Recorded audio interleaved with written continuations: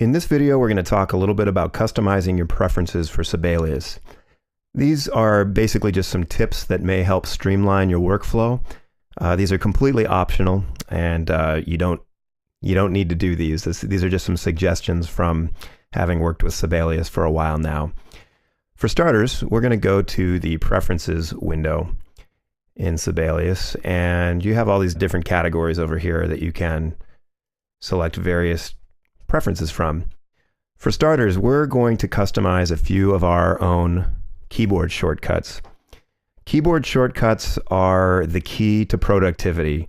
Anytime you can avoid reaching for your mouse or avoid going up and grabbing a menu and searching through various windows, the more time you're going to save, because over the course of your workflow, these things really add up.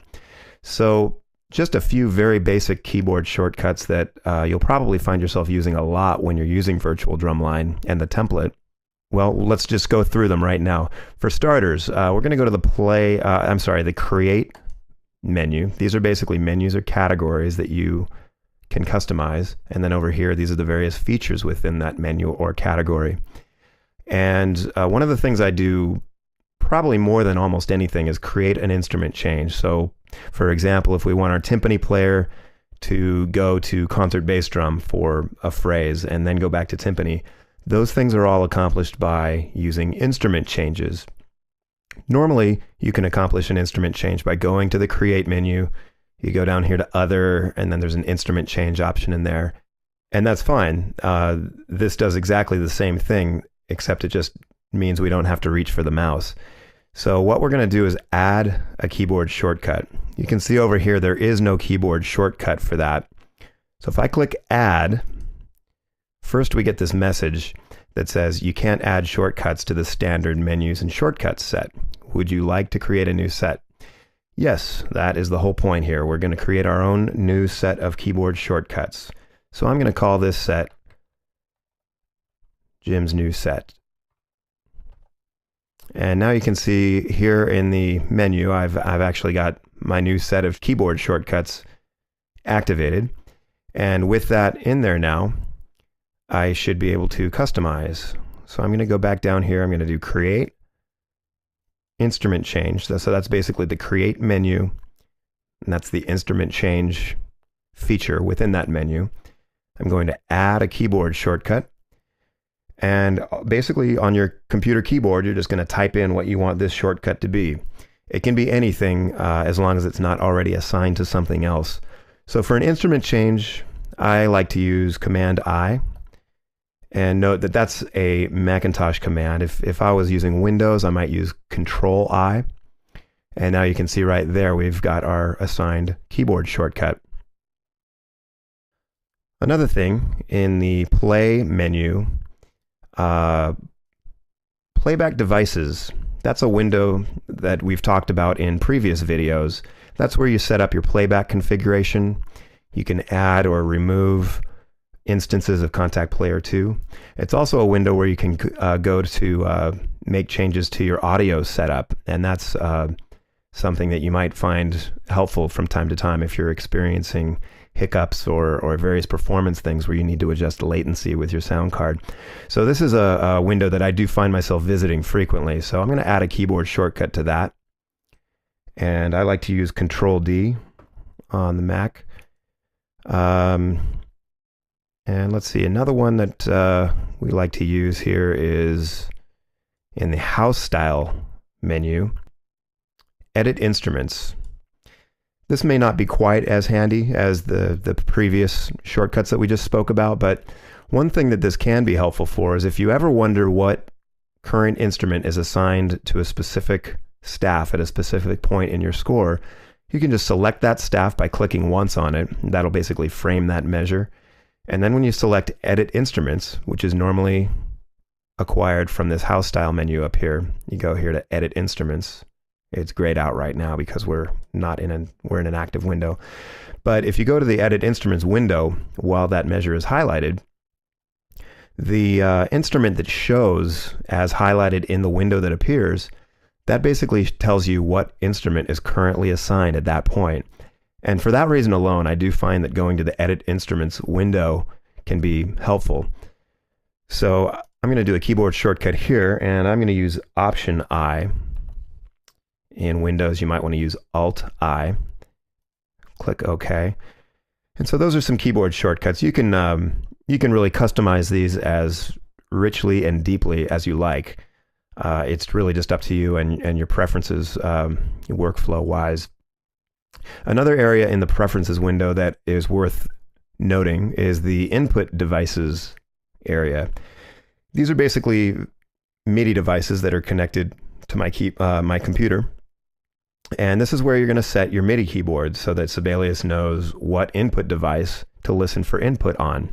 So here's my Axiom 61. If I type on the keyboard, you'll see over here the little test meter lights up. That shows that it's receiving input. Since these aren't my input device, I could uncheck those if I want. I don't really have to, but it's just up to you.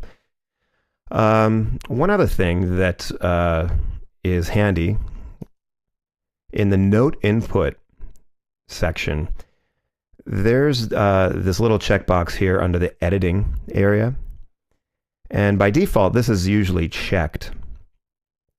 And basically what this means is if you select a single measure, and then, for example, you do an instrument change while that measure is selected, whatever instrument you just changed to will change on that bar. But if this is checked, at the end of that bar, it's going to restore back to the previous instrument that was assigned to that staff. And depending on how you go about entering your input, your instrument changes, that may not be what you want. You might want your instrument change to last for 8 bars, or you may want it to last the rest of your score.